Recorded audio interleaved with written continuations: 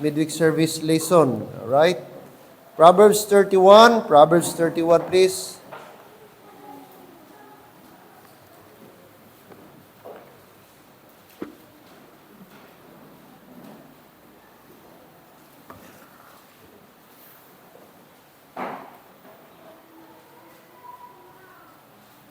Okay, let's read verse 10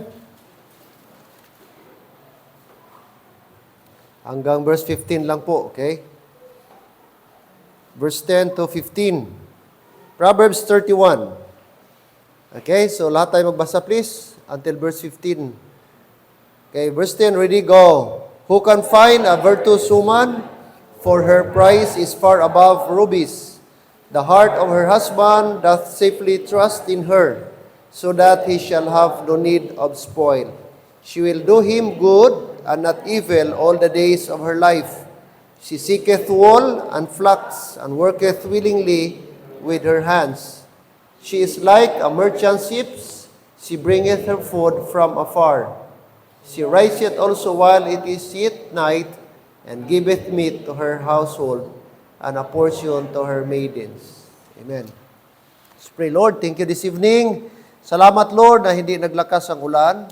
And that is why, Lord, hindi masyadong nahinder ang pagpunta ng mga members dito sa church. And tonight, once again, Lord, andito po kami upang first of all, magbigay ng mga pagpasalamat, testimony sa mga bagay, Lord, na experience namin this week. Salamat, Lord, na nakita po namin ng inyong gabay, nakita namin yung protection, nakita namin, Lord, kung paano kayo nag-care sa amin. Thank you na hindi masyadong malaki ang nangyari sa problema ni Brad Maki. And we pray, Lord, na hopefully makahanap siya ng pera na somehow maitulong niya doon po sa matanda, Lord. And we continue to pray also for Sister Nining Sulit na, Lord, mag-improve na tuloy-tuloy ang kaniyang sitwasyon. And hopefully, sana, Lord, this month of February, makalabas na po siya sa hospital, Panginoon. And doon na lang siya sa hospital magpagaling. Be with us tonight. Salamat, Lord, for this evening na kami po muli ay ma-remind ng iyong mga salita. As we go on, be with us tonight, Lord. And this I pray in Jesus' name. Amen and amen. Now, lagi natin ginakot ito, especially mga Mother's Day o iba pang occasion natin. But again, mga kapatid, okay, ito yung pinaka-good example natin, pinaka-role model or ideal na isang nanay na girecord po dito po sa Book of Proverbs.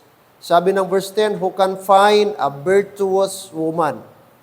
Ano ibig sabihin ng virtuous?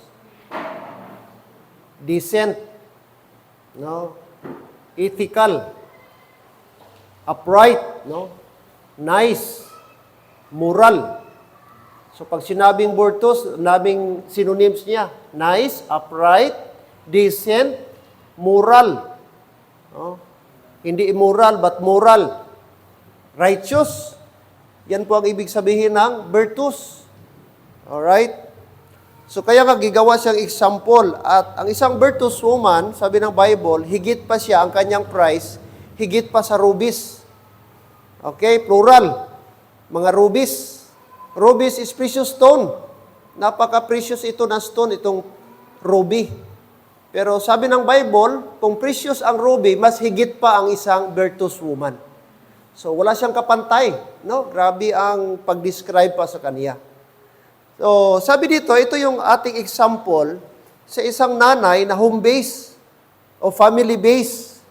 Na mga kapatid, kahit sa bahay lang siya, pwede pala siyang maging blessing at maging katuwang sa kanyang husband na hindi na kailangang mabayulit ang principle sa Bible.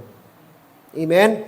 No? Na kaya dapat nating tularan. Now, verse 13 tayo magsimula. Bakit siya tinawag na virtuous? Okay? Verse number 13, sabi ng Bible, she seeketh wool and flax, and worketh willingly with her hands. She seeketh wool and flax. Ano ang gihanap niya? Wool and flax. Ibig sabihin, number one, itong babaeng ito, itong si virtuous woman, itong nanay na ito, meron siyang tinatawag na material quality discernment. Kapag ka maghanap siya ng material, siguraduhin niya na quality. Quality, pag sinabing quality, ano yan? Pulido ba? Matibay. Ano ang ginahanap niya dito? Wool and flax. Siguro gagawa siya ng damit. Siguro gagawa siya ng fabric. Gagawa siya ng tela. Maybe gawin niyang jacket sa kanyang anak, siya mismo or husband niya. At sabi ng Bible, she seeketh wool and flax. Ano ang wool? Ano ang wool, Brad? Members? Balahibo ng tupa. Balahibo ng tupa. Okay? Sa unang panahon, ang tupa, bago mo makuha, kailangan mo muna talagang patayin. Pero ngayon, sa ating advanced na technology, meron na tinatawag shearer. Meron na siyang machine na kahit hawakan mo lang yung tupa, tapos meron na siyang parang clipper, parang panggupit. Iganon na lang, Tapos babalatan. Makalbo na makalbo na ang tupa, ang karnero. Tapos, yung balahibo ng tupa, isusok nila sa tubig, parang may pool, may swimming pool. Tapos lalagyan nila ng chemical. Tapos parang i-washing machine. Tapos i-drain, i-dry. Yun na yung magiging tela. Oh. Now, sa ating panahon ngayon, napakadali na lang magawa ng tela.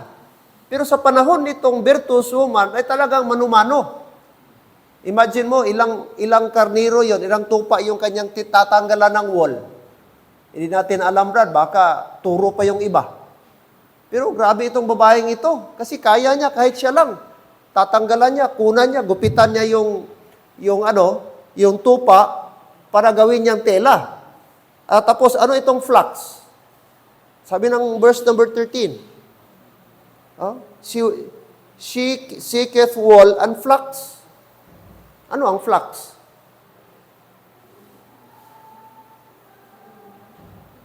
Ito ay fiber. Kung sa atin pa ngayon, Brad, ito yung parang galing sa abaka. Ito yung galing sa pinya. Na talagang ihahabi mo muna. Ganun mo ba? Okay? Para maging tila. So, grabe ang process. Kaya di basta-basta, i-press mo, pipigain mo, tapos meron siyang parang comb, merong suklay na igaganon, tapos iganon, hanggang maging pino, hanggang maging uniform. Tapos i-dry, tapos i-dye pa, para magiging tela. So, ibig sabihin, itong babaeng ito, mauti. Hello, nakuha nyo, nanay? Mauti, kasi ang proseso nito, napaka-uti. Imaginein mo na lang, compare sa panahon nila, sa ngayon, napakalayo. Talagang manual na manual. Pero sabi niya mga kapatid, sabi ng Bible, kahit mahirap, kahit mauti, pero itong babae talagang tinagaan niya. Ibig sabihin, hindi siya basta-basta na magkuha lang ng materials, basta pwede na. Hindi. Itong babae, mitikuloso siya, detalyado siya. Di bali na, mahirapan ako, di bali matagal, basta pulido ang aking material na gagamitin. Yun ang nasa isip ng virtuous woman. So, dapat ito yung i-adapt natin. Lalo na mga nanay. Amen? Yung quality ba? Meron kang discernment. Ibig sabihin, pag magkuha ka ng isang bagay o gagawa ka ng isang bagay, make sure matibay at mapakinabangan ng medyo matagal na panahon. Hindi yung one-time use lang, and disposable na kaagad. Barato nga, pero disposable man. Okay? Ganon tayo, buy and sell. Buy and dispose, buy and dispose. Hindi tayo gatsaga doon nga, sige lang, basta kay matagal mapakinabangan, di bali medyo mahal. Ang nasa mindset ng virtuous woman, di bali na mauti, di na bali mapagod, basta kay pulido, maganda ang materials na gagamitin ko. Sa gagawin kong tela, blanket ba yan? Kasi of course, malamig sa kanila. Yung jacket or what. Okay? So, ito yung makita natin sa isang virtuous woman. No? Willing siya magtiyaga. Okay? Hindi yung mindset na, pwede na yan. Total, di ba na kumagamit? Sila na bahala. Hindi dapat ganun na mindset. Yung bang satisfied ang maggamit. And alam niya, itong babaeng ito ay talagang, family niya ang unang makinabang. So meron siyang tinatawag material quality discernment. So may discernment siya na ito dapat, no? Wise siya sa pagpili, no? Hindi basta-basta ang materials gamitin niya. I-make sure niya na quality po yung materials na kanyang gagamitin. Okay, ano pa? Verse number 13. She seeketh wool and flax, and worketh willingly with her hands. Anong ibig sabihin yan? Okay. So ito po ay, pangalawa, na quality ng itong babaeng ito, itong si virtuous woman, not only material quality discernment, number 2, skilled hands. Skilled hands. So itong si virtuous woman, ay not only siya po ay may discernment sa pagpili ng materials, skilled din siya. Kasi sabi ng verse 13, she worketh willingly with her hands. So mano-mano. Walang machine na ginamit. Talagang bare hands lang. Talagang siya lang. Okay? Siya mismo, di niya pinagawa. Siya mismo ang gumawa. Hello? Kuha nyo? With her hands. Skilled. Itong babaeng ito. Napakaganda, no? Siguro gigansilyo niya ito, Brad. Siguro may design pa ito. Itong gigawa niyang wool and flax.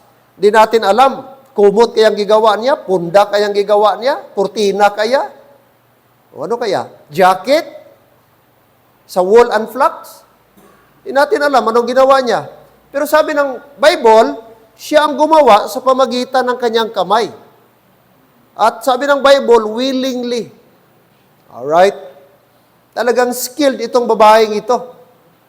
Magaling siya. May talent siya sa paggawa ng mga tela. Alright? Okay?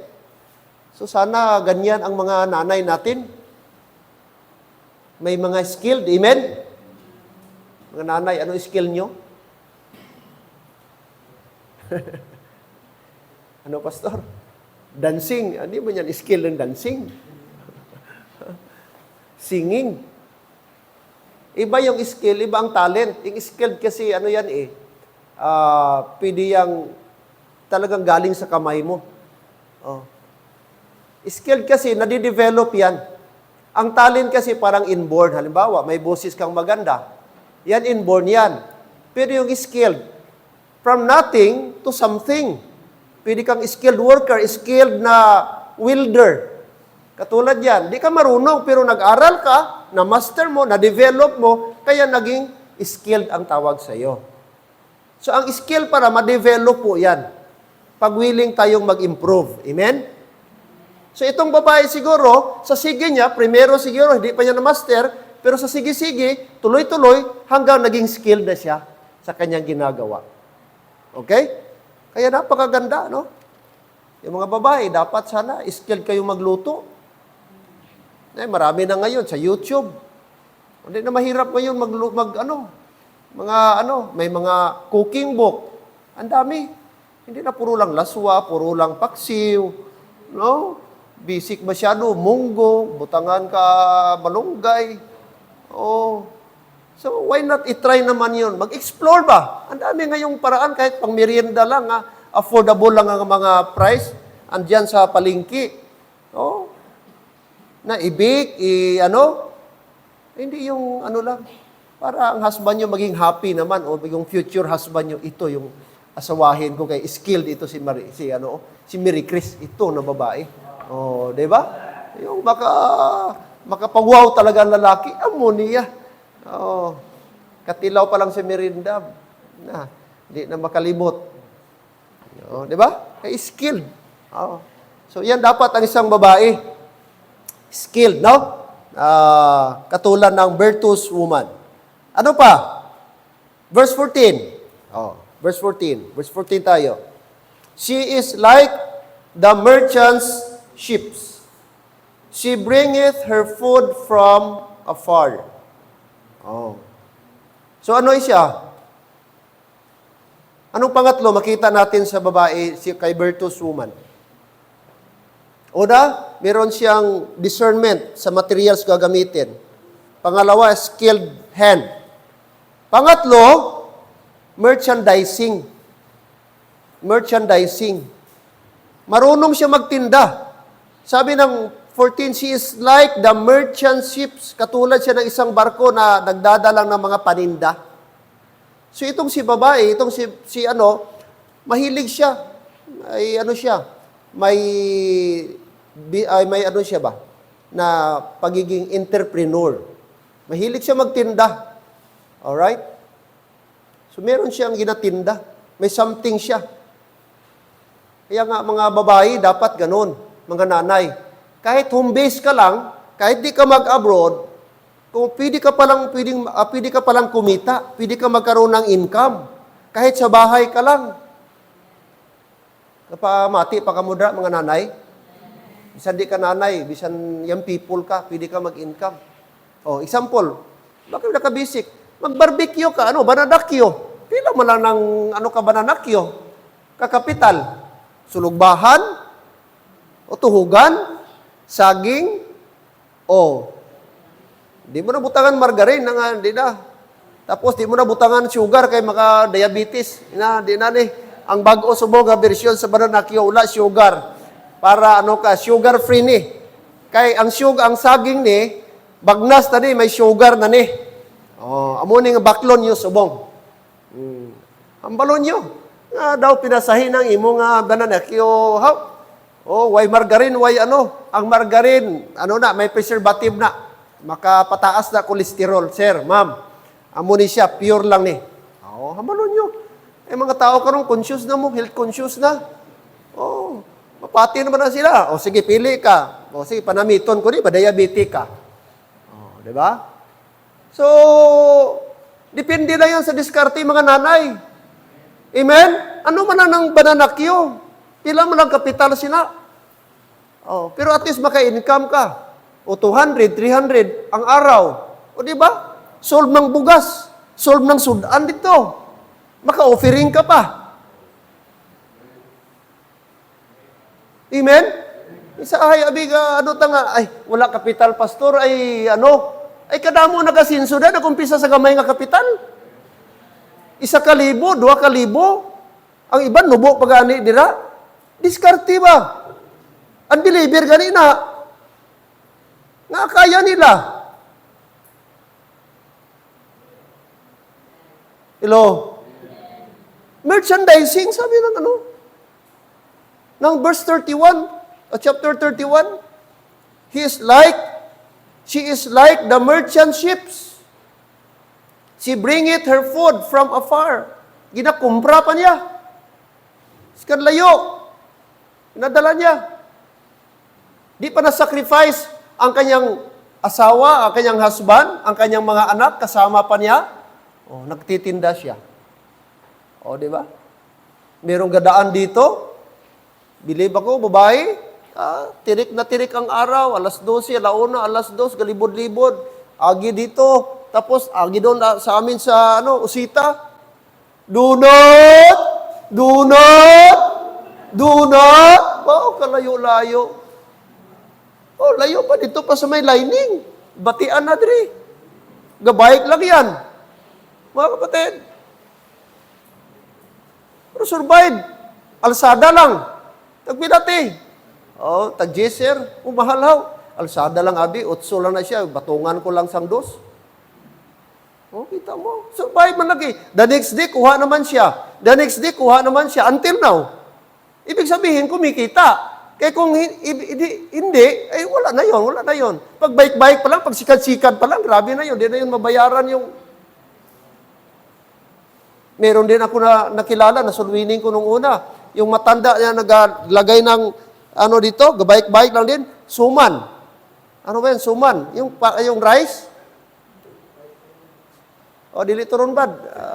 Gid bad. Kana bang alupi, kuan man ang alupi, di ba? Balinghoy. Ang rice nga pilit. Budbod. Baligyan niya until now. Nakilala ko yun before pa pandemic. Until now, kakikita ko pa rin siya. Gatinda pa rin. Yun lang. Yun lang ang income niya. May asawa pa siya na masakiton. Pero believe ka. O, di ba?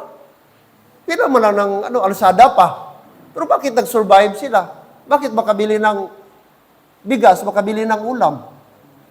Kaya hindi po dahilan. Kahit ga-board ka lang, kahit wala kang malaking income, kung tayo po mga kapatid, marunong magdiskarte, pwede tayong magkaroon ng income. Hindi mo na kailangan ng malaking pwesto. Hindi mo na kailangan ng stall dyan na presentable. Ang dapat ng highway dyan, tingnan mo yung nagtitinda ng mais. Nagtanong ako, magkano income nila ba? 800 a day. Anong kasugba nila? Bakal mo ko perme? 800. Imagine mo, kuha sila isang sako, tapos, di gani maghapon yan, magtinda sila, alas 9, uwi, alas 3. Ga-income 800, daig pang sa gobyerno. Mais lang yan. Kalain, nabi, pastor, magpay-pay-pay ta dito, tapos, arte ka lang.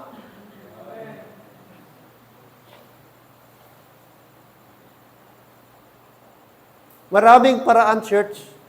Members, maraming paraan. No? Maraming paraan kung gusto natin. Kung willing lang tayo, makatulong ka sa pamilya mo, sa husband mo, makatulong ka pa sa gawain ng Diyos. Amen. Merchandising. Verse number 18. Verse 18, she perceiveth that her merchandise is good. Gi-make sure niya na ang kanyang product insakto, proper, hindi panis, hindi luma, hindi damaged. She perceiveth that her merchandise is good. Her candle goeth not out by night. Yun dapat, kasi ang kapital mo, pag quality ang baligya mo, baligya mo, yung mga tao babalik sa iyo. Hahanap-hanapin ka. Amen? Sabi nga, di bali maliit, i-reduce mo, halimbawa tinapay, di mo tipirin yan ng ingredients. Ang tao, kahit mahal, balikan yun.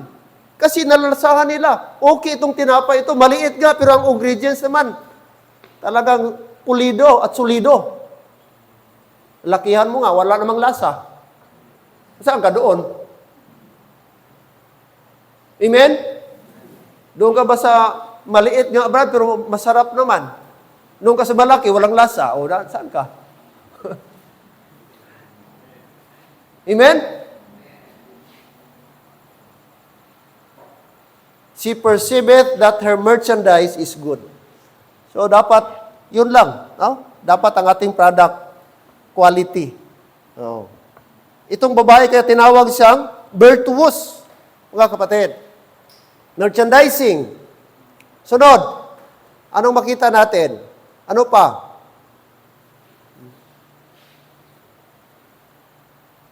Verse number 15. Verse 15. She riseth also while it is yet night, and giveth meat to her household, and a portion to her maidens. Ano pa? Pangapat, management and personal care. Meron siyang management and personal care, o both. Kanino siya nagkaroon ng management and personal care? Both family and employee. So itong si virtuous woman, meron din siyang mga employee. Oh, tingnan niyo ang verse 15. Oh, she riseth also while it is yet night, and giveth meat to her household. Household means pamilya niya. Gi-make sure niya nakakain ang kanyang husband, ang kanyang mga anak.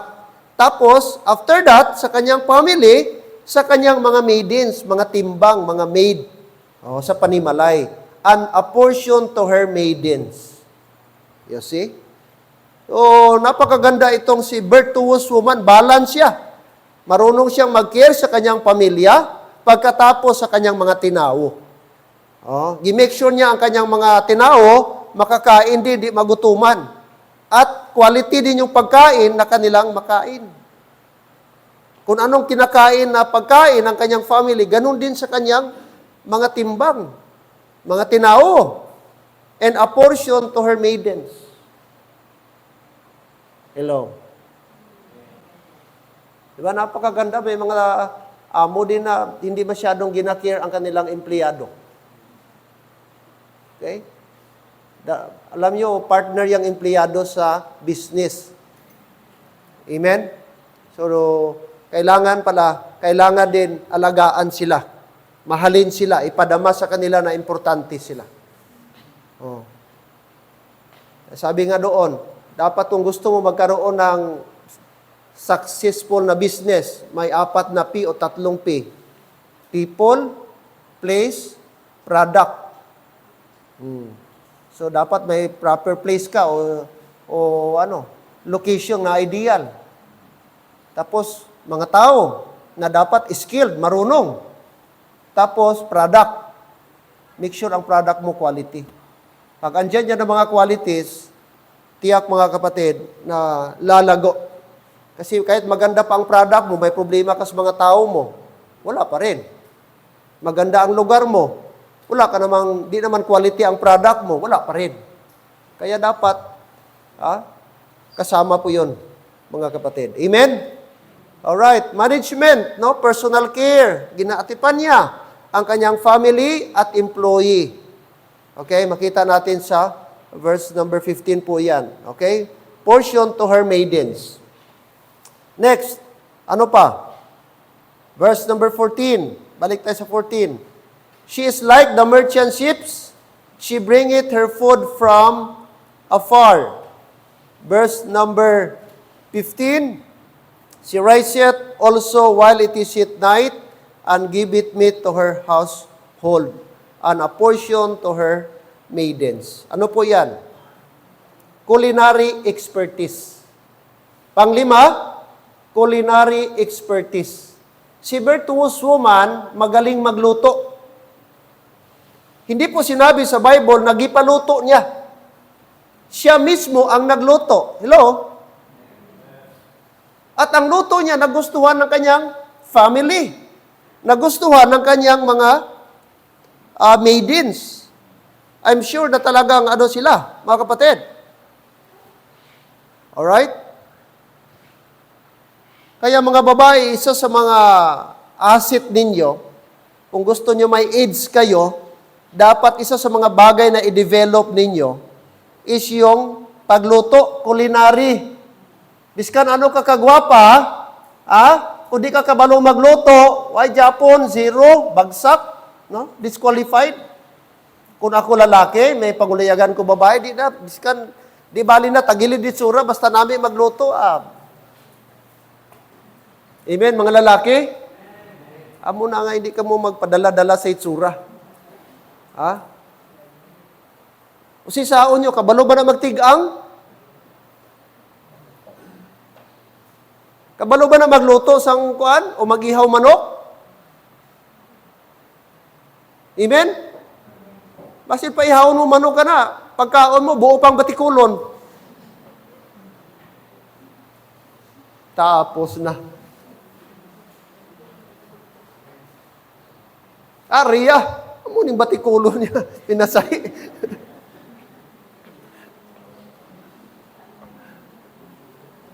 Pag angkab mo, puro baras-baras.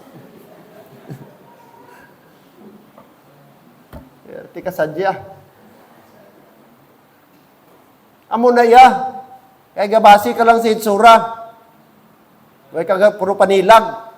Kung anong klase nga babae ni, mapuslan ba ni? Okay ba ni siya kung parte sa lutuan ay?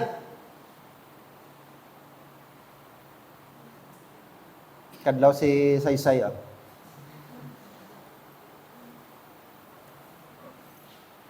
Culinary expertise.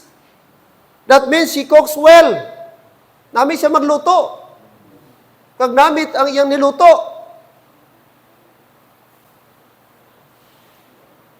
Isa sa mga makaparilib sa amon ng mga bana, ng pagpuli mo, may pagkaon, tapos nami pagkaluto. Wow! Shout out sa mga asawa, nami magluto.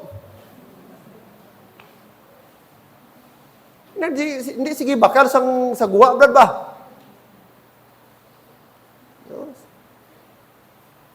Are ito, bakal to, ano? Mang, may pagkaon ta, mang? Ara! Ano gusto mo? Paglanta mo gali, halin sa karinderya. Aman, Di man kabalo magluto si Mrs. Gasalig lang sa karinderya. Hindi dapat. Dapat isa sa quality sa mga babae. Pero karon baliktad na. Mas maraming lalaki magaling magluto. Mas masarap na magluto ang lalaki ngayon kaysa babae.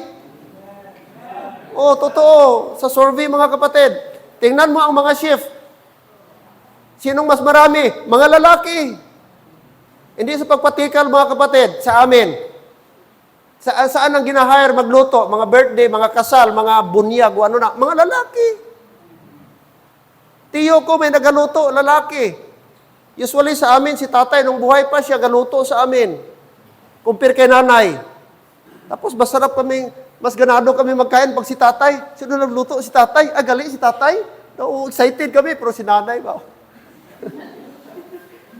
Ambot lang. Iba marami magtimpla si nanay. Ambot sa inyo. Bisan gabi lang na yan. Bisan abalong lang na. Pag si tatay, gataan niya na. Uy, man katol. Pero si nanay, ay abaw ka. Isa mo palang kaangkab. Ay, ano? Kaubo ka. Uy, kaubo ka.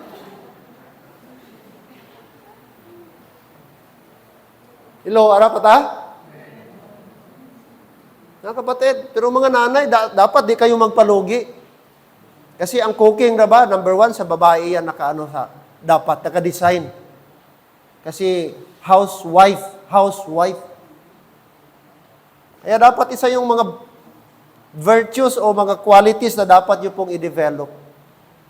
Culinary, hindi ka naman kailangan siguro mag-aral pa ng culinary school.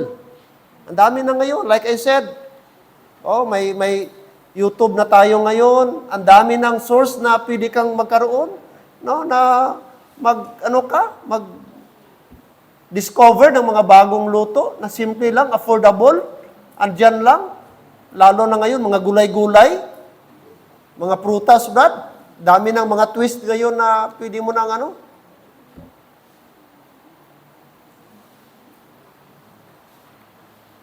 gayon gani, mga udlot-udlot lang, mga dahon-dahon, ginaano na. Ang dami na. She riseth also while it is at night, and giveth meat to her household, and a portion to her maidens. Ano siya, number 5? Culinary expertise. Masarap siya, magaling siya magluto. Pang-anim, at dito muna tayo mag-end. Pang-anim, verse 16. Verse 16. Verse 16. She considereth a field, and buyeth it. With the fruit of her hands, she planteth a vineyard. Yung unang phrase muna, she considereth a field, and buyeth it. What is that? Real estate. Real estate, ito si virtuous woman. Nagbili siya ng lupa, tapos ginabenta din niya. She considereth a field and buyeth it. Nag-ahinti siya. Realty, mga kapatid. So dami siyang diskarte. Magaling magluto, magaling magawa ng mga kung ano-ano. Mga kapatid, ano pa? Ga-merchandise siya, and then ga-real estate. Gabili siya ng lupa, brad. So itong babaeng ito talagang virtuous kasi ang dami niyang pwedeng alam, ang dami niyang pwedeng diskarte. Hindi siya ga-stick doon sa isang idea lang. Kundi kung anong pwede pa niya na pwedeng pagkakitaan ay gagawin niya. Kaya no wonder tinawag siyang virtuous woman. Kasi ang dami niyang alam, mga babae, pwede pala tayong mag-multitasking. Kung hindi ka nag-succeed dito sa isang bagay, pwede pa may marami tayong opsyon. Huwag lang tayong mag-stop. Kung nag-fail ka dito, pwede pa maghanap ng iba. Ibang area na pwede ka doon. Kasi pag marami kang idea, marami kang dapat pasukan o pinasok, pag hindi ito nag-succeed, nag-fail, at least meron pa. Kung nag-fail ulit, meron pa. Pero kung isa lang, wala na. Di ba? Kaya, itong babaeng ito, napakagaling niya. No? Halos lahat na na-feel, pinasukan niya. Lahat na makita pa natin later on. No? And no wonder, like I said, tinawag siyang a virtuous woman. Virtuous means wise, Okay? Decent, moral, righteous, honest, good. Marami pa. Model, expert, yun ang ibig sabihin ng virtuous woman. So sana, merong mga nanay dito na someday maging virtuous woman. Amen? Napakaganda sa isang babae na makonsider po na virtuous woman. Kulang tayo sa oras. Okay? Next Wednesday ay pagpatuloy natin ito. Amen? Okay? Marami pa tayong dapat i-discuss dito na ang purpose natin kahit di ka na mag-abroad, mga kapatid. Amen? Hindi po sa lahat na pagkakataon ang abroad ang sagot. Pwede kang mag-asinso dito sa Pilipinas kahit dito ka lang. Na di ma-sacrifice, na malayo ka sa anak mo, sa husband mo, higit lalo di malayo sa church mo. Amen. Andyan lang yan, kailangan lang natin ng guide at wisdom at mga kapatid, courage na magkaroon tayo ng hanap buhay. Amen. Tayo po ay tumayo please. Ama namin Diyos, Panginoon, salamat po sa oras na ito, lalo na Lord sa lesson na aming na tackle ngayong gabi, patungkol po Lord sa isang virtuous woman.